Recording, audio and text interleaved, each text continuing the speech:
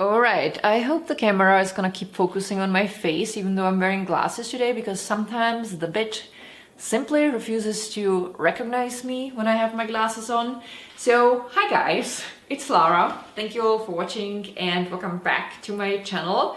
So not so long ago I asked you guys on Instagram whether I should or should not film an updated overnight oats recipe. Nobody was interested, so I'm doing what any other video blogger does in a situation like that.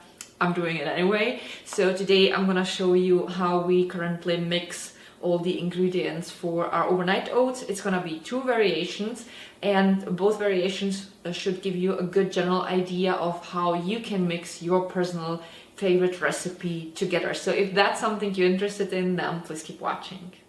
Alright you guys, so I brought you a little bit closer so that we can go over all these ingredients that I just laid out for today. I have here also multiple containers. Whenever I'm making our overnight mixture, I'm always making a larger batch because that way I don't have to worry about it for weeks, and I just find that this is so much more efficient. Let's start with the main ingredient, and that is, of course, rolled oats. There's nothing special about the oats that I'm holding here. I like buying this particular brand because I can get a large bag wrapped in paper and they are super inexpensive. So again, it's not about the brands. You can buy any rolled oats that are available in your area. The great thing about oats is that the dry weight contains something between 11 and 17% protein. They are also a great source of manganese, of phosphorus, vitamin B1, iron, magnesium, selenium, and zinc. And if this should feel like I'm reading notes, I totally am. The next ingredient that goes into our overnight oats is millet. Now, I'm not particularly fond of the taste of millet alone, so that's why it's only a small part of our mixture. However, millet has so many benefits. So first of all, it's the kind of cereal grains with the highest content of calcium, which is amazing. It contains magnesium, phosphorus, and essential amino acids. And if I'm not mistaken, these flakes are also gluten-free. Next, I like adding either flax seeds or chia seeds for the omega-3 acids. I also like having in our oats some kind of nuts. So I have here, for example, walnuts. Walnuts are rich in antioxidants and they contain omega-3s. Sometimes I like using almonds. So they are rich in manganese and magnesium, and they also contain vitamin E. Something that should not be missing in our oats are pumpkin seeds. So they are rich in phosphorus, manganese, magnesium, iron, zinc. They also contain copper and vitamin K. I also like adding something for the sweet note. So I have here cranberries and raisins. Sometimes I switch them up. Sometimes I simply add both. And last but not least, I have here poppy seeds. I love the taste of poppy seeds in our oats, and they are also high in antioxidants, and they also contain manganese and copper. I have here also hemp seeds and cacao nibs. And that's something we like to sprinkle on the top before we eat our oats. The benefit of hemp seeds is that they contain quite a lot of protein and healthy fatty acids, so they contain omega-3s and omega-6 acids. And cacao nibs are providing protein, fiber, healthy fats, minerals, and antioxidants. When I'm preparing our overnight oats, I'm always using these measuring cups and a tablespoon, and the mixture goes into our food processor. So for one batch, I always throw in 4 cups of the rolled oats, and then I measure 2 cups of millet. Then I like to add 2 tablespoons of either chia seeds or flax seeds. So right now I threw in the chia seeds. And then in total 1 cup of the dry fruit.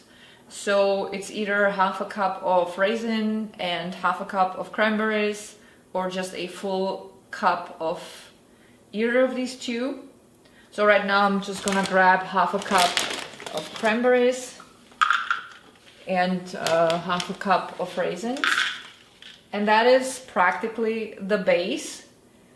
And then I have here the almonds, the walnuts, the pumpkin seeds, and the poppy seeds. That's something I like to mix differently when I'm making our oats, so that it doesn't always taste the same, and so that the nutritional value is not exactly the same for each batch, so that we have a little bit more variety in our diet. So for this batch, I'm gonna throw in half a cup of pumpkin seeds, and I'm going to add half a cup of the poppy seeds. And now all I have to do is to close the food processor and to start it. Now, after 1 minute in the food processor, this is what the oat mixture looks like. So it's grainy, but definitely finer than it was before. Sometimes the dry fruit is still in chunks, but that doesn't matter. I actually like it that way. So this is not completely full, so I'm gonna make a second batch of the same mixture. I'm gonna fill it up, and then I will fill with the rest this container that's a little bit smaller. That should do. And now I will prepare the second variation. So I have here again the oats and the millet, so that remains the same. Now instead of adding chia seeds, I'm going to add 2 tablespoons of flax seeds. Then I have here half a cup of ground almonds and half a cup of ground walnuts. And last but not least, I'm going to add a full cup of cranberries. And that's gonna be it for this variation. So I'm just gonna close it again, and I'll let the food processor run again for about a minute.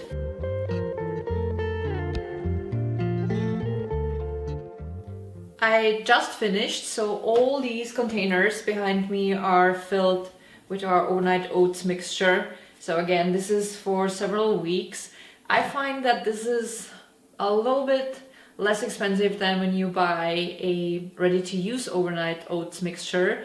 Another benefit is you can easily control what goes into it, and you can also adjust your mixture to your needs.